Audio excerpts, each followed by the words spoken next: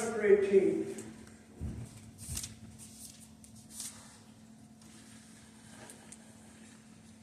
Appreciate that song.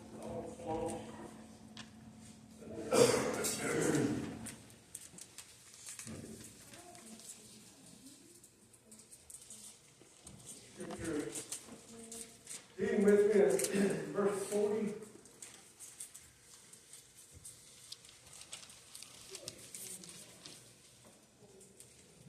Chapter 18.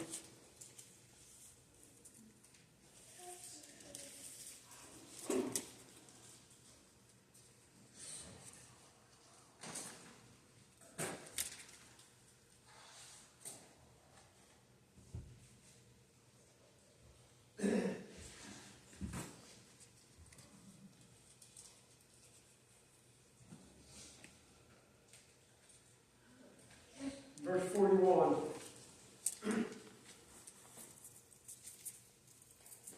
Verse 41.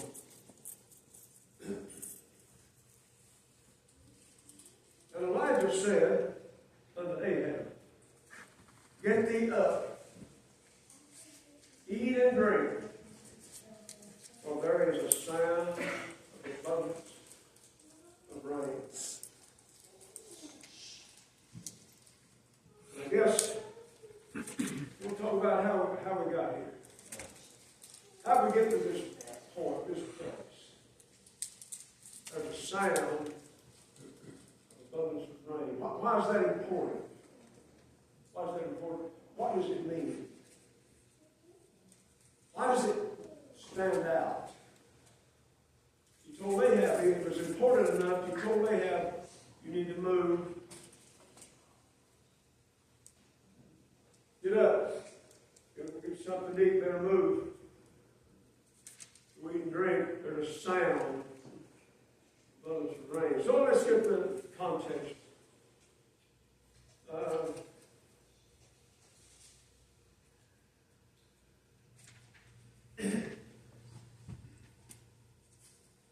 In chapter 17, verse 1, it says, And Elijah the Tishbite, who was of the inhabitants of Gilead, said unto Ahab, As the Lord God of Israel liveth, before whom I stand. That's what you got to know first. You got to know who you're in the presence of.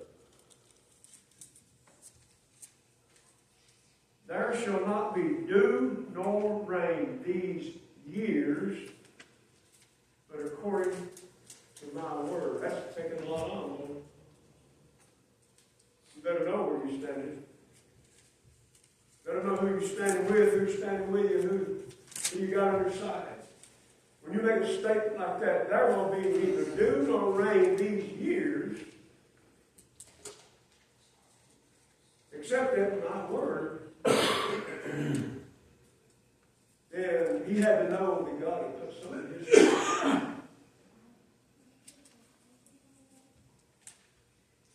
There are people that God put something in their hand. You don't do anything with it?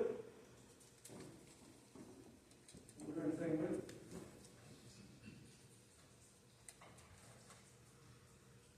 And it takes God. That's the thing. Over in Daniel, he said that people that do know their God shall do exploits. In other words, they'll do things nobody else can do. They'll do things that's extraordinary. It's beyond the common. Not the common thing. And so Elijah just heard from God, and he's passing the word on. See, a lot of people, they hear from God, but then they're afraid to pass it on. So they doubt it. And if I don't watch, I can be in that number. But when the Lord lets you know something, so you gotta stay with it. He didn't say it was going to look like it all of a sudden. And when he said it ain't going to rain except for these years, except at my word. 3 years went by. We had some dry times in Missouri. 2012 was a dry year, man. I don't know if it's true or not, but they said it was dry 20 feet deep. That's a lot. I know I trees that stressed and died. It's rough. When it gets that dry, and the wildlife is searching for something to eat, ain't much growing. So it makes things critical. So months go by. I remember hearing two farmers talking, and they're talking about when it gets 90 degrees for a few days, man, the ground dries out fast. 90 degrees. When it gets 90 degrees and above, you better get some rain pretty soon, or your crops will hurt bad. That's a fact. So it went 3 years going down the road. So what's going on with Elijah all this time? Well, he went down to the brook. The Lord sent him down there. The Lord put him in a place for his provision. And he stuck right there. See, sometimes the Lord provides and people will run over here and run over there and well, I think I know better. I believe I'll do this. I think, when God puts you in a place, that's the place to be. Abraham, I love his word, and I quote it so many times because it speaks to my heart, to the depths of my soul. Here I am. Being where God puts you is a big deal. We used to have church out in Frankfurt. I'll never forget this one morning, I'd go in and build a fire, had no coal stove, and the ceiling was about 14 feet high, 12 feet, about maybe 12 feet high. It was tall. It was taller than this one. And wood insulated, windows leaked, the door leaked, so it was cold. I went in and built a fire, and Benny built a little altar bench there, and I knelt out that little bench. I said, God, I'll be here if nobody else is here. You'll help. We went, going to Mark and me, Red, Sean and Brett and Betty Ray, so Billy Nutt showed up. Not telling that about it. I remember one day in Berlin, his family, they came, all along, somebody else would come. We were there for a while. I just knew it was where God put me. Then he opened up another door. We came to town. They came and asked us to go to church on 13th Street. We were there for a good while. That was a blessing. It was a lot warmer in the winter and a lot cooler in the summer. We had air conditioning, had the gas heat. It was just a blessing, wonderful church. But it was, the restrooms in the basement stairs were steep. It flooded when it rained. So it was all tied up in the air, and it was hard to do anything with it legally. It won't get away. Open the door here, and I just being where God put you. We came and looked at this place and told it before. It was stuff, old pieces of metal and parts and whatever scattered all over the place, stuck in the dirt. We pulled up stuff for months and probably years. We found something else stuck in the dirt. But the Lord came and looked at it, and Kurt Sutterfield, anybody knew him, he was a mild-mannered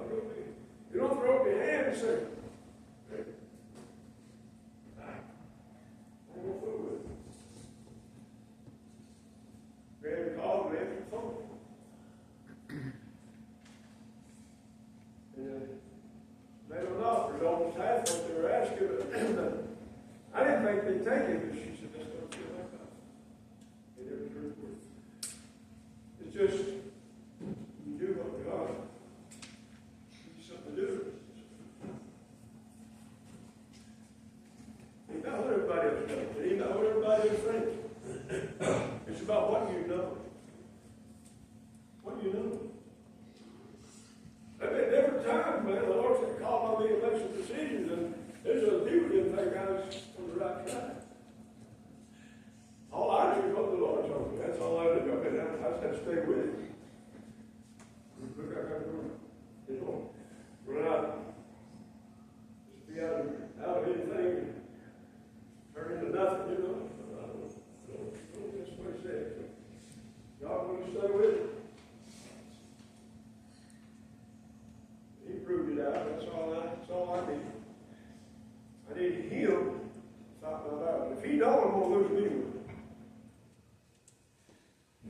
But if I stay with Him, it's going to work. I don't know how, don't know when, don't know where, but I know it's going to work. Elijah went down to the brook, and the Lord sent ravens twice a day. Fed him. Things going good. You right where God put him. And the brook is still running. You know, I was raised in Mountain, North Carolina. I know the importance of a brook to drink from. I drunk from a lot of it. Good clear water. The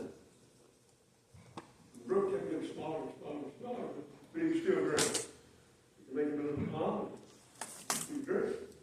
Done it a lot of times. Then the brook dried up.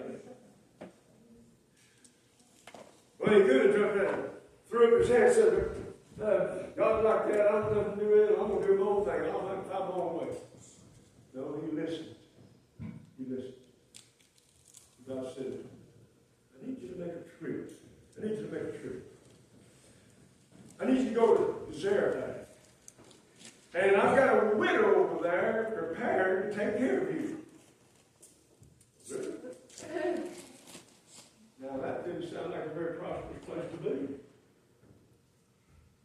Widow. Well, he got over there and he met the widow. And the widow was coming down the road dragging her limb. A couple of limb tree branches. She's not in very high spirits. But Elijah's pretty confident. Because he's got the word from God. He says, would you bring me a drink of water? So she just goes to get it. And he calls after, he said, and when you bring the water, bring me a cake of bread. I got her attention. She said, bring me a cake of bread. She said, all I've got to my name is a handful of meat, a little bit of oil. I'm fixing to mix it up. Me and my son's going to eat this last meal. There ain't no hope from there. And we ain't got nothing else. There ain't nowhere to get it. So we're just going to die. He said, I understand. Let me tell you what God said. The Lord said, your barrel will never run empty and your oil will never run out. It's famine zone. So would you bring me one first? So he put her on the spot. God put him on the spot. He put her on the spot. And he had to believe God. She had to believe God. She went and did it. Now, from the world point of view, that's a long shot. This guy shows up, standing beside the road, wants to drink water, wants me to give him my last piece of bread. But he says, it's going to be all right. It's going to be all right. God's going to provide. All right? You say so. If you say so. She turns around, goes to the house, and he's sat down here. She takes the time to mix up this little oil. She quit anytime she wants to. She can change her mind. She mixed up a little bit of meal, a little bit of oil. Gives it a little fire. Makes it a little cake. Her son said, he's hungry because they ain't had much to eat. They've been trying to get by. When you're stripping, you're just trying to keep body and soul together. You don't need everything. You make it last as long as you can. Just enough to get you through the day. So he's hungry. And he smells that little bit of cake right. Not what you do. There's a man of God out there. And he told me to make this cake. Mama, I know, son. I am too. This man of God said that if I bring him this cake, God's going to make this thing last for this family. Do you believe that?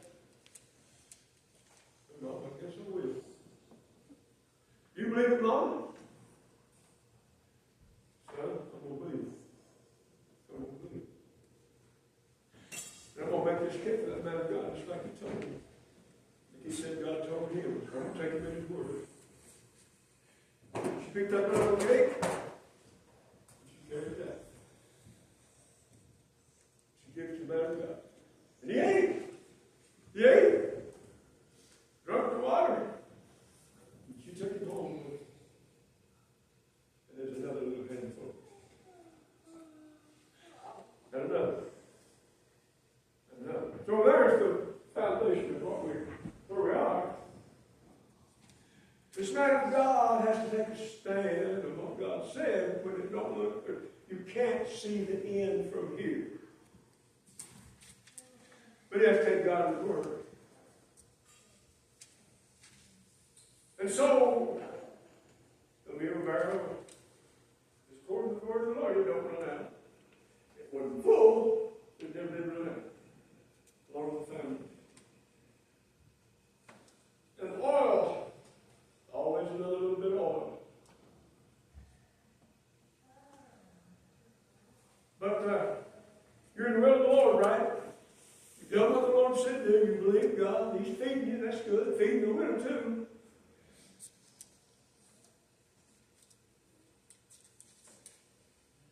And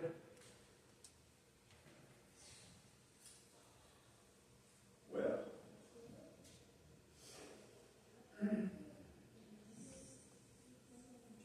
don't always mean everything's going to work. It's like we want it to.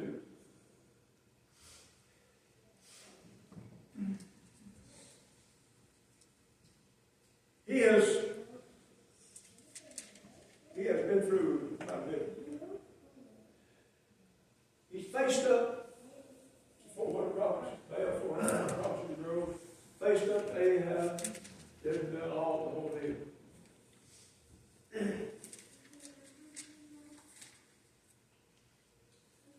And he's been there letting the prophets of Baal do their thing most of the day. He's just standing back. Just waiting on God.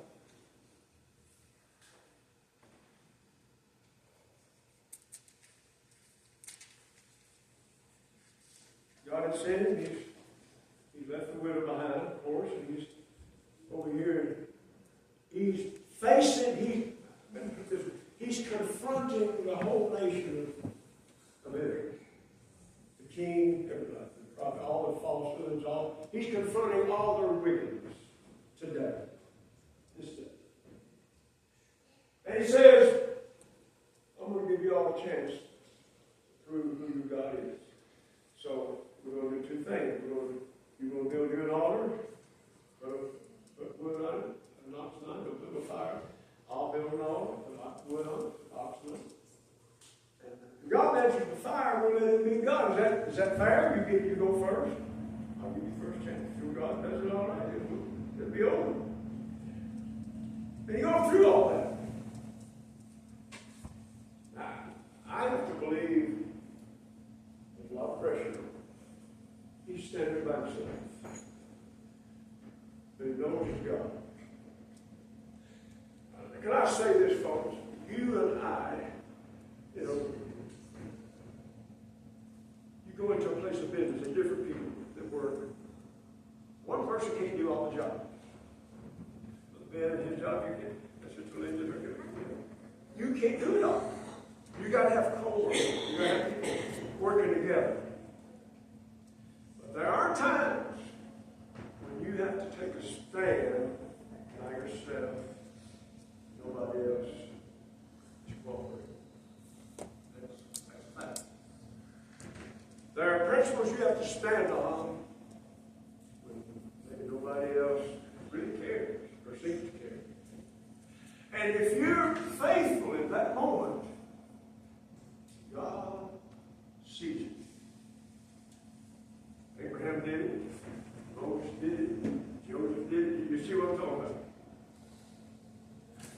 And when you stand, you may have had promises and different things, but you come to that place when you've got to confront the powers that be, and believe God in that moment. Say, God, I'm going to trust you. That's all I'm going to do. I put it in your hands. I believe you. And Abraham did that. Going through a bunch of them. When he offered Isaac on that altar, this is what God said. Now I know it. See, I said a lot of times, you make all kinds of promises, but when you're put to the test, when you're having to stand alone, when you're having to step out in faith and believe God, when there's nobody else to really back you up, you have to stand on what God gave you because He gave it to you, He trusted you, so you trusted Him. It's kind of all over the place in a way. But then it's not. Jesus said, I'm alone, but I'm not alone. The Father is with me. He understood that aloneness, and yet he understood the connection. If you're here, I've been in that place. When you feel so alone, I think people knew what I was feeling. They knew the burden that I feel. People passing me by just going by that. They don't know how I feel. I'm going through a battle, man. You go through a battle, nobody else can go with you except Him. Then over and over. The devil fighting tooth and nail. I just had to get accepted to God and I come back. The Lord called me one time. I was working for a guy, and the Lord, we could call him and let him tell him, I'm not working for him, I'm not.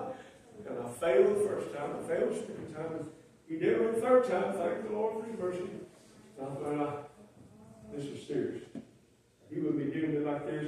I better take hold. All He did was, and I did. I got the phone book call. One of the hardest things, and it seems simple, I understand.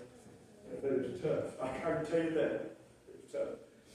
But they would fought tooth and nail over that. Because he knew God had some things in store for me, and he's trying to block it, you see. That's what the whole thing's about. The devil trying to keep you from being blessed.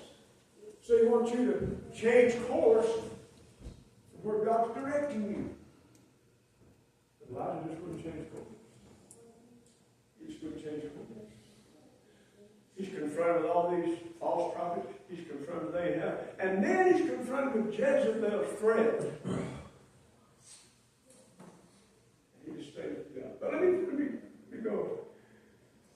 So he's left Zarephath. He's come up to Mount Carmel. He's standing there and he offers the sacrifice. And, the fire fell. But it ain't over.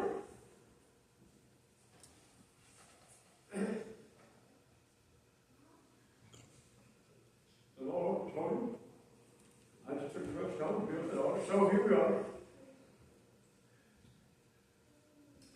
He told Ahab to go up and go eat and drink. In verse 42, so Ahab went up to eat and drink. Just like Elijah told him. And Elijah went up to the top of Carmel and cast himself down upon the earth and put his face between his knees. If you understand all this guy's been through, it's been a day. It's been a tiring, stressful day. And the Spirit of the Lord's on you. That's a wonderful thing. And give you the strength you don't have otherwise. Amen. Then, when the Lord is through, there's an exhaustion. Let me tell you. So Ahab went up to eat and drink, and Elijah went up to the top of Carmel and cast himself down upon the earth and put his face between his knees. And he said to his servant, go up now, look toward the sea. And he went up and looked and said, there is nothing. And he kept sending him back 7 times. 7 times.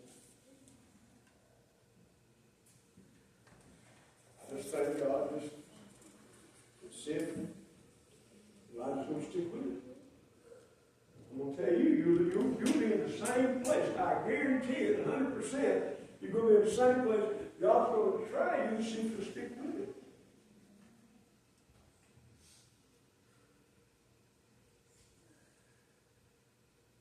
do some praying. I guarantee it. You may have to miss a meal or two. Get the strength to stand in that moment, in that hour, in that time. He done and said there's a sign. But he done heard something. He done heard it. When you're seeking God, and you're trying to do His will, and you get Him first and foremost, you get Him out front, you say, God, you feel so little, and you feel so weak, and you feel so unworthy, and so near nothing, and you just cast yourself on God. Here I am. You do whatever you want. I can't do anything. I'm helpless, Lord. I'm not just leaning on you. If you get it done, it'll get done. If you don't, then it won't be done. And watch God do what He does.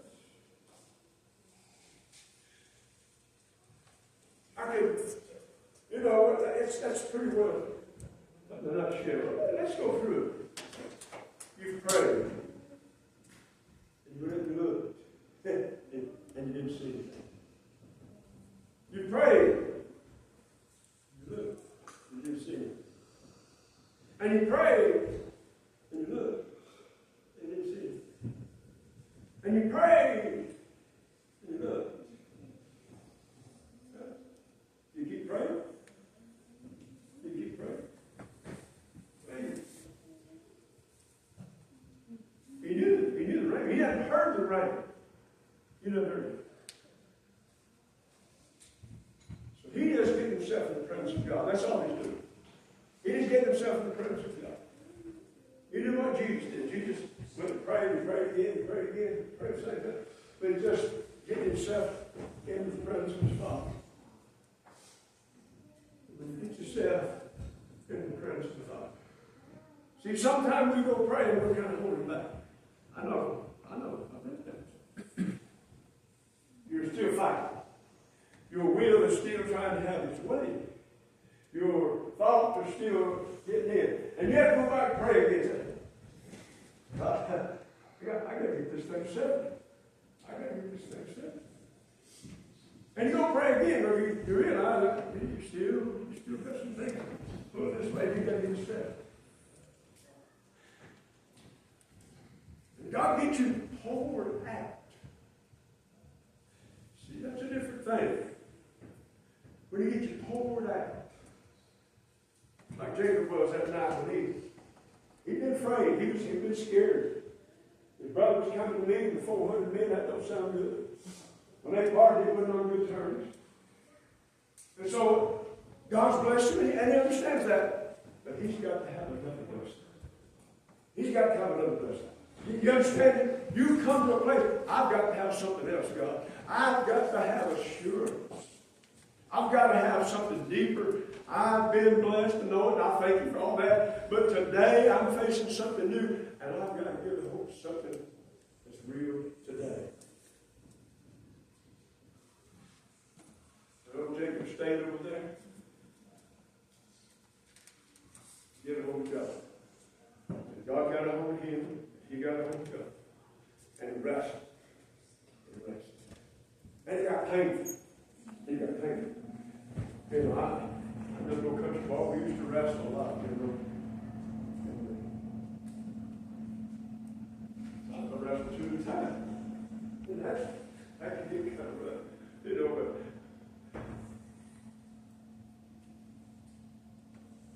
then this man that he wrestled with threw his hip back to him.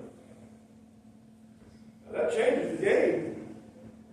You know, I wrestling, you know, you kind of brace yourself for your feet. When your hip's going down a joint, you can't brace nothing, brother. You're just rolling around. All you can do is hold on. And this ankle said, "Turn me loose." I ain't going to turn you loose. I ain't turning it.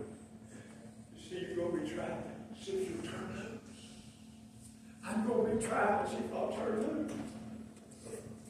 Amen. I know. And he said, I ain't turning loose. Bless me. Jesus said, go back to that upper room. Go back to characters. Continue to be. You get a hold of something. I know he told Peter, said, you flesh and blood, not revealed I know you've had contact with the Father, you got born, and you're a child. That's all right. That's good. So you need something deeper. Go back, you get something deeper. Go back and challenge. You need some power. You're going to need some power. You're going to need some strength to resist the devil, to overcome the snare, to overcome the temptation, to overcome yourself. You're going to need to die to your self-will. And you're going to need to hold back. But God is just God. That's it. God is just God. Abraham didn't have a thing to go on except what God said. He said, my son will go and do it. God will reply. That's it. We will trust him. God said, I know him. I know him. I know his heart. I know his heart. And Elijah, he prayed. And sent this guy up on the hill. And he sent him back again. Praise again, send him back again. Praise again, send him back again. Praise again, send him back again. So, this is the thing. There ain't no quitting. He ain't quitting. He's going to stand there and get you. He's like, Jacob, I ain't turning loose. I'm going to get some. I'm going to get some. Amen. Let's see what it says.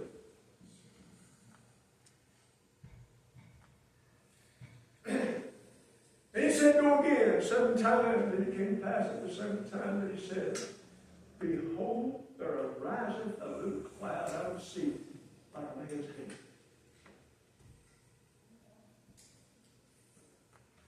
You will trust in that? This ground is dry, it's cracked open there. You can see holes, you can see cracks down in there. It's dry. 3 years, 6 months, no rain, no dew. It's like powder everywhere you go. The cloud outside of the man's head. What's that? Well, he felt the connection. That's all it is. That's why he poured all that water on that altar. I don't have to have a dry sacrifice. I want to know who God really is. God's going to show up. I want to let him show off. Show who he really is. It don't have to be dry wood. God knows how to burn water. He can do it. Did it. And so, he reptile, he was just looked outside of the man's hand, just kind of rising up out of the sea. That's all God needs. He will take care of it. Outside of the man's hand.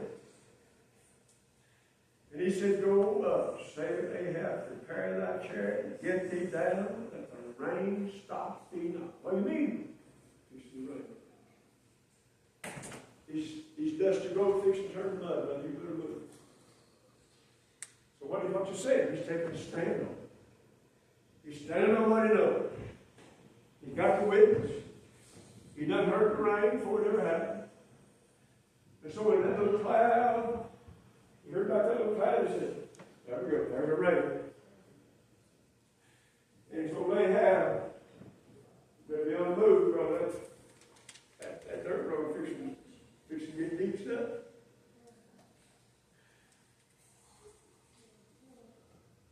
Amen.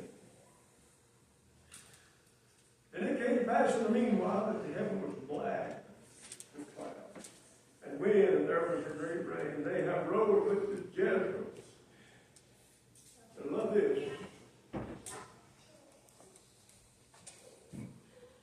And the hand of the Lord was upon Elijah, and girded up his loins.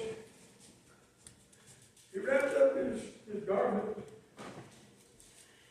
and ran before Ahab to the edge of the Jezreel. He was there where they had that.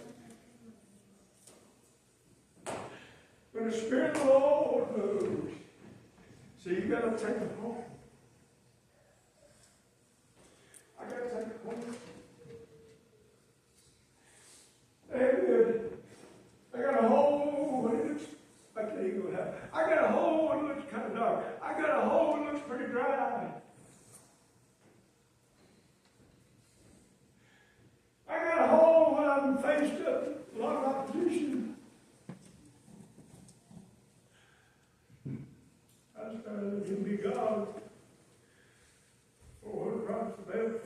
prophets grow, I mean, that's got nothing to do with it. He said, yeah, but what about that? Ain't got nothing to do with it. You got to keep that vertical contact, that vertical connection. You got to keep your heart vertical. Because you get horizontal, you're going to get messed up. You're going to miss your bus. You're going to miss the plane. I see something on gun. They ain't your concern. What about that's your concern? This is your concern. This is what God said. So we're supposed to be. We're going to stay with it. I heard the sound of abundance rain. Look how the size of a man's hand. That's all God needs. You're going to believe in it, be God. Ahab, you better move. That's, here he is. He's making a statement of faith. You better move. It's fixing to rain. Ahab gets his chariot, gets done. The cloud starts, and the wind starts. And the raindrops start splattering in that dust, make a little poof, a little bit. It's changed the dust. But it happened because this man of God, he took a hold. I'm keeping my connection burdened. Amen. The world's looking over, trying to get you over here and over there and over yonder, trying to get you to look around. No. We're not going to that. We're living our life according to what the dictates of the world. We're keeping this vertical thing. God said, we're just going to let it be God. We'll let it be God. And so then, Jezebel threatens his life. He's still letting God be God. And he goes up on this mountain. He and God have a conversation. He's lived a good and productive life. He's been faithful to God through some tough times, Now it's come time for the grand finale. The Lord has anointed Elisha to be right in his room, and he has him, take care of the king. And he has by Jehu and his king, and has over the king over Syria. And he didn't take it over. Then him and Elisha takes the truth. Then they take another truth. Then they take another truth. Elijah has learned to follow God, and Elisha has learned to follow Elijah. He is. Elijah gives him a word when he asked him, he said, what do you want me to do for you? He said, I want to force your spirit. And I see something I want. You see, a lot of people see it and they want it, but they don't want it bad enough to do and be done.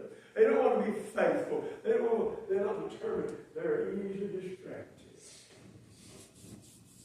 You see, Elijah had to stay with. And now he's training Elisha. You got to learn to stay with what God said. You see, if you're going to have what the old servant had, you got to learn the lesson the old servant learned. You said, you ask a hard thing. You see me when I take away, you get what you ask for. But you better pay attention. Amen. I don't know what all happens in running away. But know this. There's only one thing important. Just one thing. You got to please remember this. There's only one thing important. What God said. What God said. The rest of it, you got to listen to it, but don't let it get your attention too much. God said. See you going to take it up. You'll get you done before. And they walked along together. So you're trying to get, they've been through some stuff. Elijah's been through some stuff. And Elisha's in training. And as they're walking along, there's horses and chariots of fire come between them. And Elijah goes up in a whirlwind.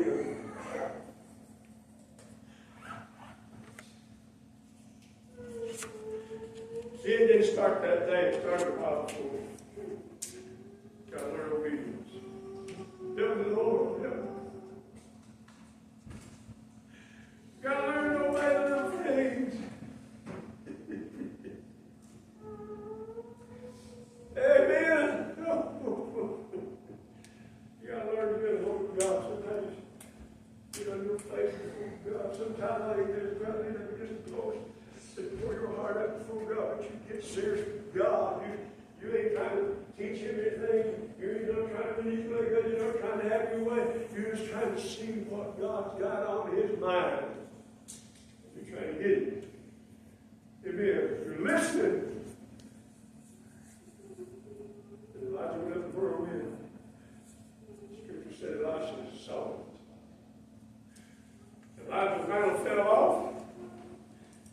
And Elisha went over and just grabbed it. He's taking his robe. He's taking his robe. Let me tell you what I've heard. I've heard people say, those people said this, hitting on me, he said, that's scary. Let me tell you what scares me. I'm not going to say that's not a fearful thing, to feel responsibility. That is kind of fear. I'll tell you what scares me, to think that I'm not doing my job. If I lose what God given me, where am I going to go? I said what I thought. I thought it was gone.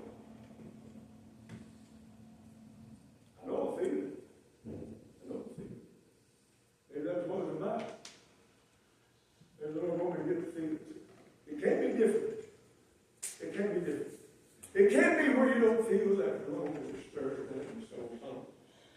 It can't be where there's nothing stirring your whole, your spirit, so there's nothing there. That's a desperate place to be. You feel it. You don't want to lose what God gave you. You don't want to treat it lightly. Elisha, he laid hold. He grabbed that mountain and he took its place. Please understand. By the time you got to step up and take your place. I don't mean you get arrogant. I don't mean you get proud. I don't mean you know how to do it all. I don't mean you know everything. Just mean God's putting you in place. And you better learn what's going on. You better find out what He's got for you to do in that place. You can't be scared. I'm not saying it's not. I've been there too. But I'm telling you, it's more scary than about faith. It's more scary than illusion. So to give you something, you got to work with it. You picked up that mountain and went back down the river Jordan. You said, where's the Lord God of Elijah? And you went to work. And they discerned, the people discerned that the Spirit of the Lord that had been on Elijah now rested on Elisha. You wouldn't try to press nobody. You just doing what you knew to do. You can't go around trying to press anybody. It ain't your job. You just do what you know to do. Little is much if God is in it. Little is much if God is in it. Sometimes you have to stand. Just you and Him. Just you and you. Just you and God. I know what it feels. I know what you're supposed to do. You might not like it. And I agree with it. They might persecute you. Don't change it. Don't change it. Amen. So there's a sound of abundance of rain. Sister Solomon said, I'm going to build a boat.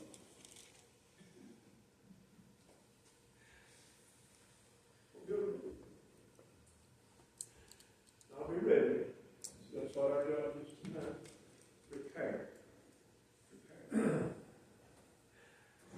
That's what Elisha did. He said, you're going down to Bethel, I'm going with you. You're going down to Jericho, I'm going with you. I'm going to do my job. You're going down to Jordan, I'm going with you. That's how you got the